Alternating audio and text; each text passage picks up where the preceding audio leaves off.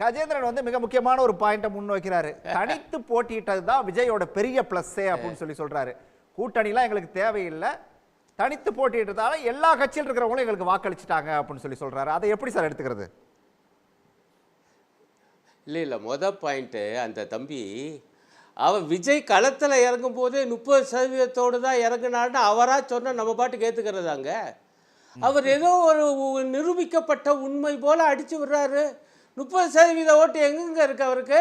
யாருங்க நடுவில் எங்கேயாவது ஒரு இடைத்தேர்தலில் எம்ஜிஆர் திண்டுக்கல்ல நின்னது மாதிரி நின்று நிரூபிச்சிருந்தாலாவது நம்பலாம். இவங்க சொல்லுவாங்க நாம எல்லாரும் உட்காந்து நம்பிக்கிட்டு இருக்கணுமா? இது அபத்தம். 30%துடன் ஆரம்பித்தார் விஜய் தனது தேர்தல் களத்தை என்பது சுத்தமான அபத்தம், எந்த ஆதாரமும் மற்ற பேச்சு. ஒன்று. ரெண்டாவது, தம்பி கொஞ்சம் தமிழ்நாட்டு அரசியல் வரலாற்றை படிக்கணும். கூட்டணி இல்லாமல் அப்படியெல்லாம் வெற்றி அடைஞ்சதே இல்லை. 1967 அதுதான் வரலாறு. இப்போ ஏற்படுத்த போறாருங்கிறாருக்கு. அதுக்கு என்ன இருங்க, இப்போ இந்த தம்பி ஏன் பதட்டப்படுறாரு?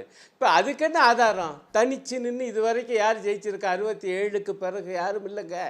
இவர் ஜெயிக்க போகிறாங்க. என்ன ஆதாரம்? இப்போ திமுக நண்பர் நல்லா ஒரு கணக்கு சொன்னார். நானே ஆரம்பத்தில் சொன்னேன். ஆமாம், புது வாக்காளர்களாகிய அந்த இளைஞர்களில் ஒரு பகுதியினர் விஜய்க்கு வாக்களித்திருக்கிறார்கள் என்று நாம் மதிப்பிடலாம். அது ஒரு யதார்த்தமாக இருக்கும் என்று நான் சொன்னேன். அந்த ஒரு பகுதி எவ்வளவுன்னு அதை அழகாக அவர் கணக்கு சொன்னார். மொத்தமாக இருக்கக்கூடிய புதிய வாக்காளர்கள் எண்ணிக்கை எத்தனை சதவீதம்?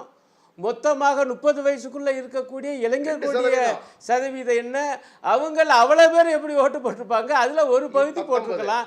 அது எப்படி ஆட்சேபிக்கிற அளவுக்கு முதல்ல சீட்டாகவே ஆகுமா? அது எந்த அளவுக்கு இடங்களாக மாறும்? அது ஒரு பெரிய கேள்வி. அவங்க என்னடானா 200 சீட்டு கிடைக்கும்யா, எங்கால் தான் முதலமைச்சர், எல்லாரும் வாழ்த்து சொல்ல வரிசையில் நிற்பீங்க. அடேங்க அப்பா, இது பூரா அவங்களுடைய கற்பனை, நப்பாசை. இதற்கு கல யதார்த்தம் வேறு வரலாற்று ஆதாரம் அல்லது அரசியல் எதுக்குமே ஆதாரம் இல்லை. இல்லை முடிச்ச அவ்வளோதாங்க. ஏங்க அவர் இல்லை, அதாவது இதே விஜய் நான் மிச்சதுக்குள்ளேலாம் போகலை. என்ன சொன்னார்? எங்களுடைய கொள்கை எதிரி பாஜகன்னாரு. ஆனால் பாஜக வைத்து ஒரு பேச்சு பேசலை. என்னங்க புதுமை பண்ணிட்டாரு? என்ன புதிய விஷயம் வந்துருச்சு?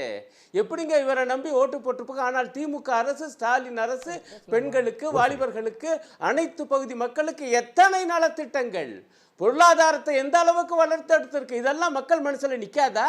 நான் அந்த யதார்த்தத்தை வச்சு பேசுகிறேன். திமுக தான் மீண்டும் ஆட்சியை பிடிக்க போகிறது, ஸ்டாலின் தான் மீண்டும் முதலமைச்சருங்கிறேன்.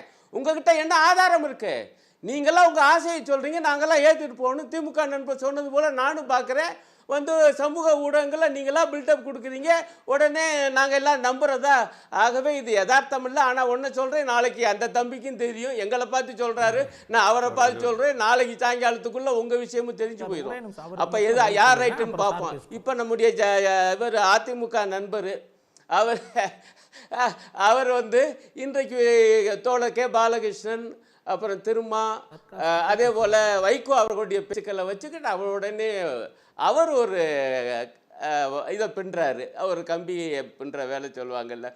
அந்த 3 பேர் பேச்சை பழையபடி தயவு செஞ்சு கேளுங்க. அவங்க ஆரம்பிக்கும் போதும் முடிக்கும் போதும் அழகாக 3 பேர் பேச்சையும் கேட்டுட்டு வர்றேன். திமுக தான் ஜெயிக்கும், திமுக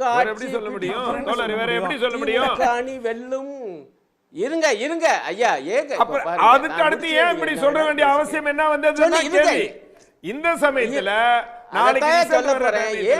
இப்படி சொல்ல வேண்டிய அவசியம் ஏன் என்னுடைய கேள்வி. ராஜா, அதுக்கு பதில் சொல்லுங்க. ராஜா, அதுக்கு பதில் சொல்லுங்க.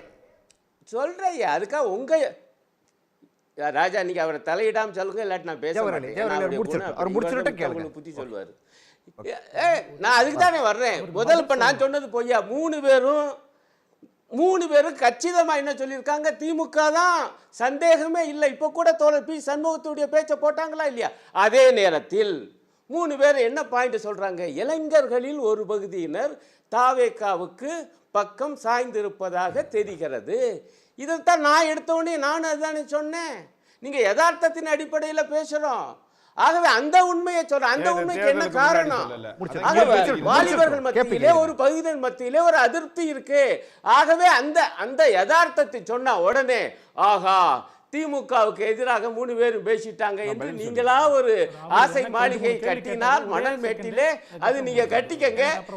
இல்ல முடிச்சதே. என்ன பொறுத்தவரையில மீண்டும் சொல்றேன், களம் என்பது போட்டி என்பது திமுக அணிக்கும் அதிமுக அணிக்கும் இடையில்தான்.